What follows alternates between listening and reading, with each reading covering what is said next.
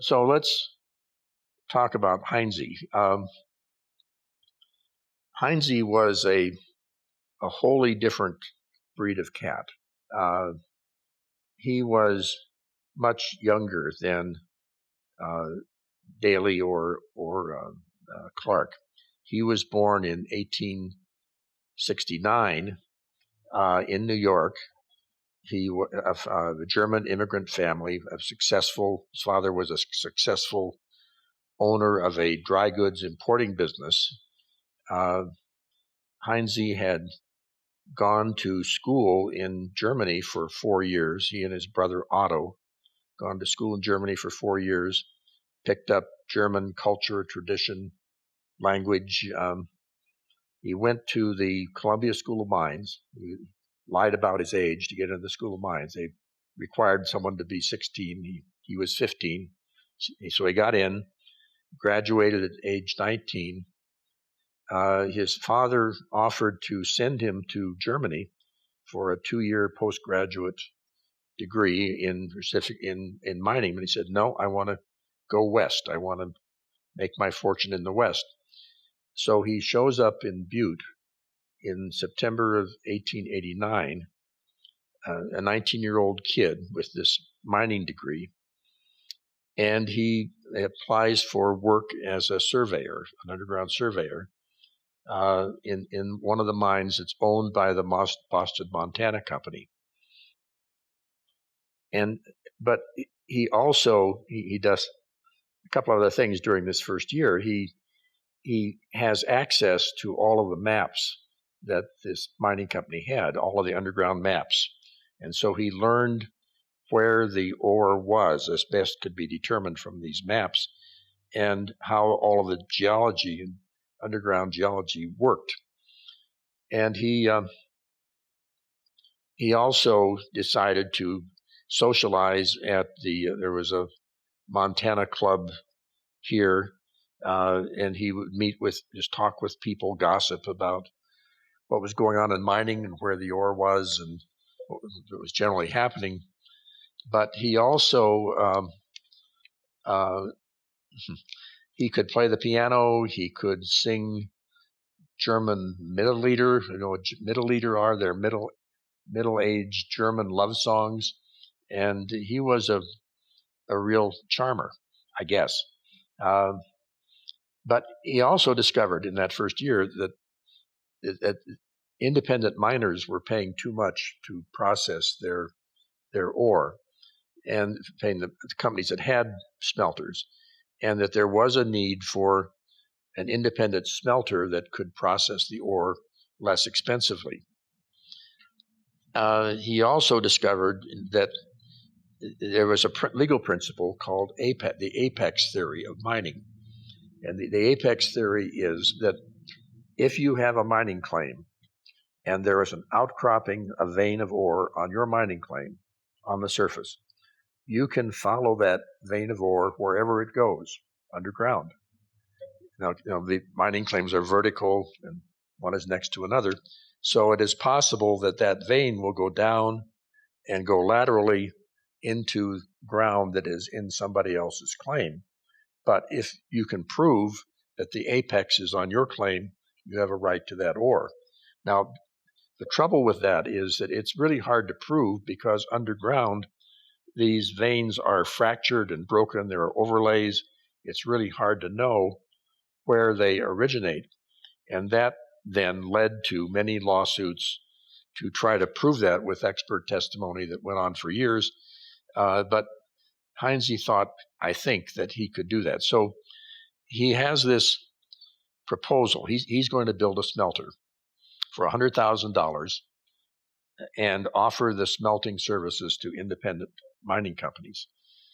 But he tells his brother Otto, but there are two other brothers, Otto Jr., who is handling the family business in New York, and Arthur, his oldest brother, who is a lawyer. He had graduated from Columbia Law School, never practiced law, but he was familiar with legal principles, and he spent a lot of time in Butte working with Fritz Heinze on legal issues and all the litigation that followed. So Fritz Heinze tells Otto, his brother, about the plan to build the smelter, but he says, I want to keep my eye on the rarest mine. Now, the rarest mine was a non-productive mine at that time, but it was next to a mine called the Michael Davitt mine, which did have a lot of rich ore bodies in it. So Heinze goes back to New York. He tries to get financing from his father, Otto Sr. Otto Sr. refuses to do it. He doesn't want to invest in something he's not familiar with. So Heinze spends the winter in New York and works for a mining journal, comes back out to Arizona, and works with an informal partnership, 2 or 3 other guys on a couple of mines, leasing and operating mines, and they put their ore through a concentrator and then sell it for smelting outside of Butte. They ship it to New York for final smelting. A year later, Otto Sr. dies, leaving an estate that's worth $500,000 or more. And the money is divided among the Heinze children.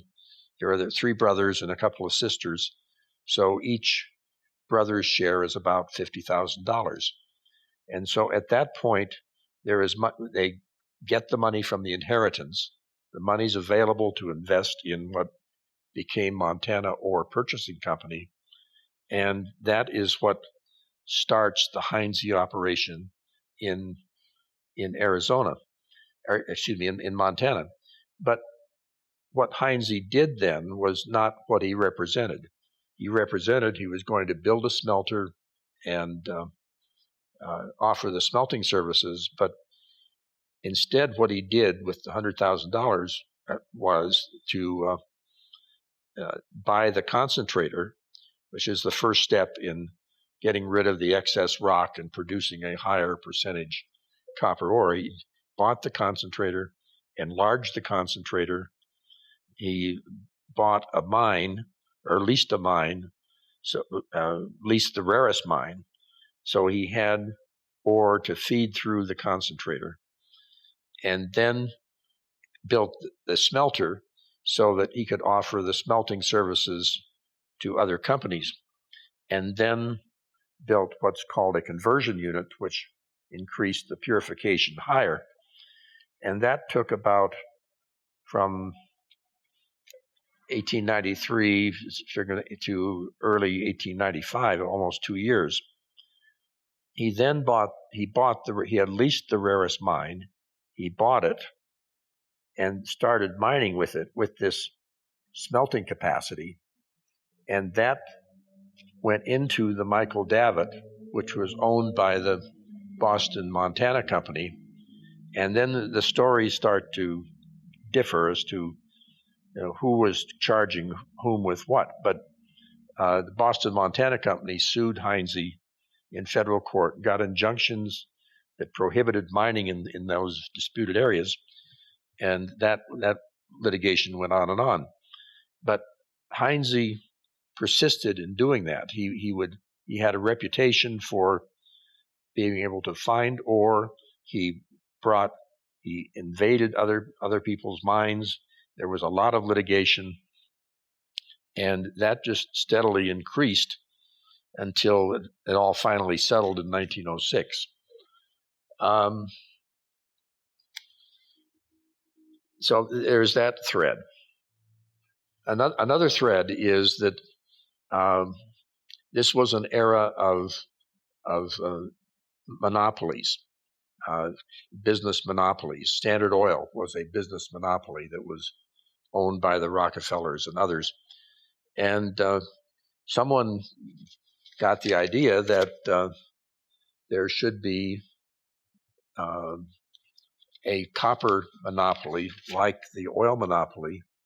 And a man named Thomas Lawson, who was a stockbroker in Boston who specialized in mining companies, Lawson persuaded a man named Henry Rogers, who was an associate of the Rockefellers, and William Stillman, who was chairman of the City National Bank of New York, what they were going to do was to buy up stock in mining companies until they had control, not just in Butte, but elsewhere. And their first target was the Boston, Montana group in Butte. However, that was not available. There was this litigation, this Michael Davitt mine litigation that was in process, so it was not clear, who owned that ore. And also, Heinze had challenged a device that the company had used to create a new company to create diversity of citizenship so they could stay in federal court in litigation. And so those companies were not available then. So Rogers shifted their attention to the Anaconda Company, which by this time was a public company, and they began to buy stock in that company. And by that time, Daly and Tevis and Hagen were ready to sell, ready to cash out if they could get a good price for their stock. So what happened there then was that Amalgamated bought the stock of the Anaconda and related companies for $39 million in 1899, and then issued $75 million worth of stock based on that, which created watered stock. And then they manipulated the stock to harm the public investors who were involved in that. So the end point of that was that this New York group, Amalgamated, owned Anaconda Company, and they then acquired the Boston, Montana group, which included some of the litigation with Heinze, and Heinze then also began to get into litigation with the companies in the Amalgamated group. Again, this is into the woods. These characters are interacting with each other. Now, the thing about Clark, going back to Clark, what he really wanted to be was a United States senator, and he in the worst way. And it started out in 1888, before Montana became a state. There was a territorial delegate to Congress. It was not that Montana didn't have the right to have senators, but it could have a territorial delegate to Congress. So Clark ran for that, and there was an election. And by this time, Clark and Daly had become enemies for reasons that are not entirely clear, but Daly was able to get enough votes from his miners and others to prevent Clark from becoming the territorial delegate. And then Clark tried 2 or 3 times to be. This time there was not popular election of senators. It was done by the legislature. Tried to have the legislature elect him to be senator when there were open Senate positions, and that never worked out. And the problem there in turn was that both Clark and Daly were Democrats, but they were opposed to each other. So, and then there were the Republicans on the other side, so that Clark could never get a majority of all the votes required to be elected to come to the Senate. But so there's that. Now, by 1896, when Heinze was getting into litigation, he realized that he needed to have friendly judges in the Butte courts if he was going to have any success. And so he supported election of a judge named William Clancy. And Clancy was a remarkable character, and I have to read a little bit about Clancy. Let's see.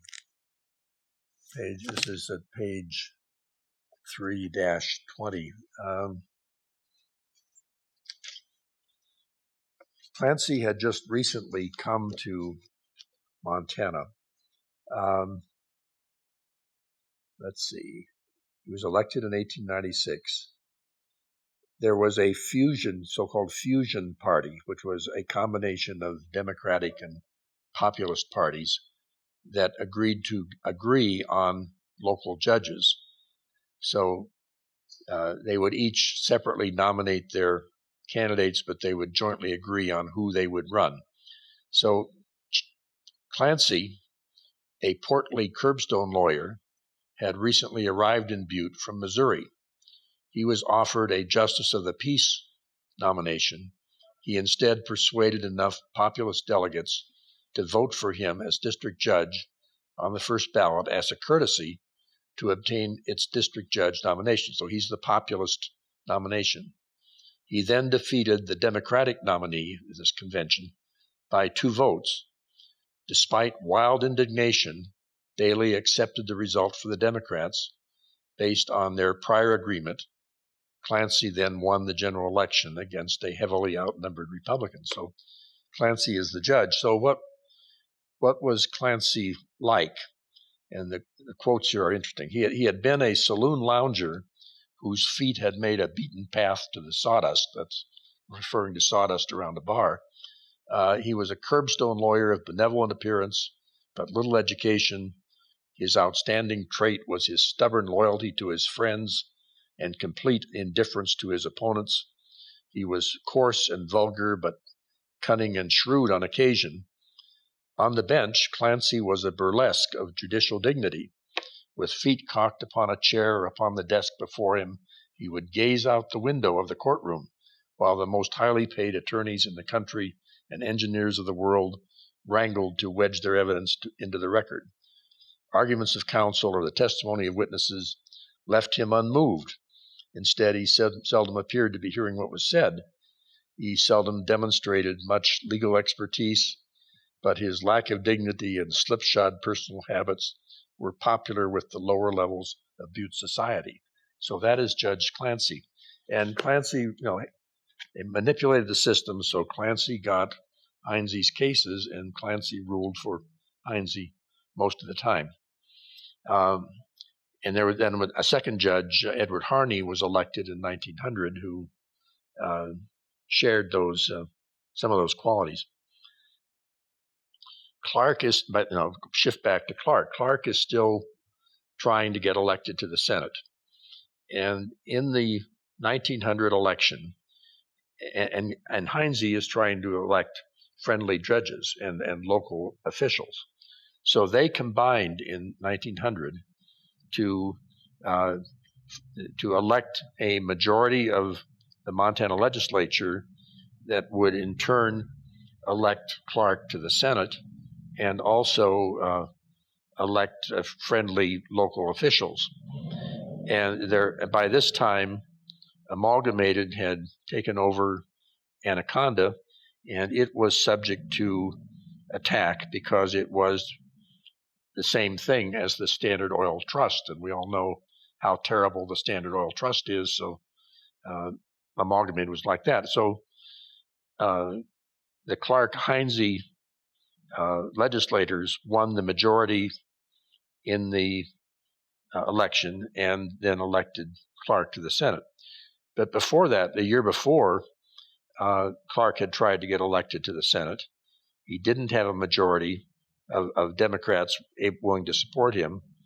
He ended up bribing a number of Democrats, generally also Republicans. He needed Republican votes. They elected him. It went to the Senate. There was a committee that challenged his election. He was almost expelled before he resigned. And then the next day, the lieutenant governor appointed him back to the same position again. And that one never went through. So Clark had tried and failed with a bribery route. This time he was able to get elected, and then he abandoned Heinze and left Heinze back on his own devices. Went with the Amalgamated group in future elections. But it's worth. There's a description of what Heinze was like that didn't bother Heinze at all. He was really successful. And in 1902, there's a description of how he appeared. It's just 3-25,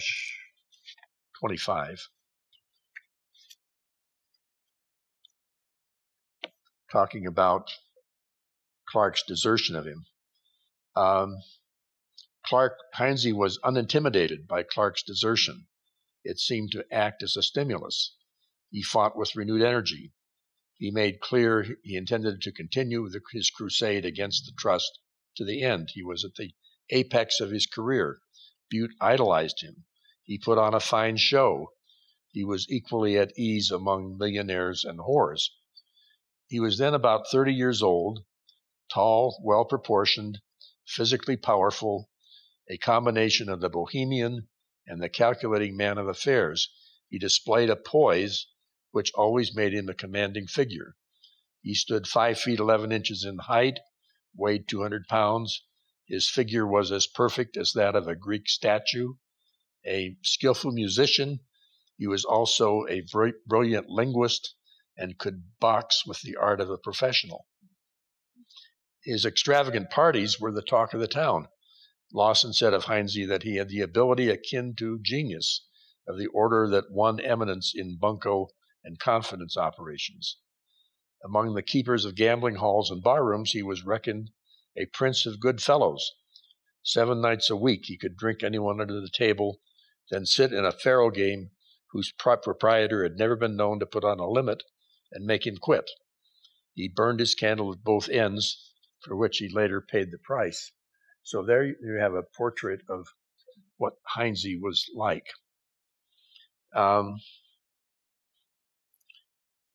Moving on, Heinze continued the Apex litigation, and he continued his employees challenged the amalgamated acquisitions of these mining companies as being illegal.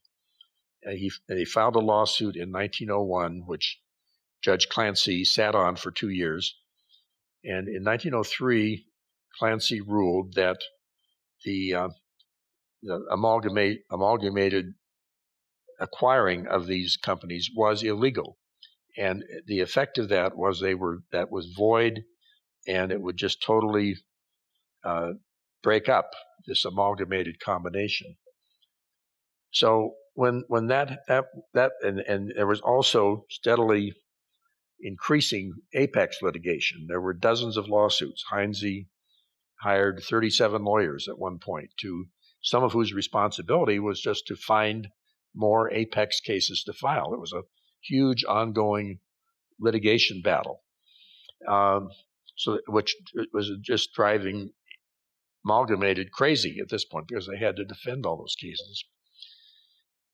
So Judge Clancy rules then in October 1903 that the acquisition was in fact illegal and void, and Amalgamated is going to appeal. But in the meantime, what Henry Rogers did was to direct the Montana managers to totally shut down all of their operations, not just in Butte, but everywhere in Montana.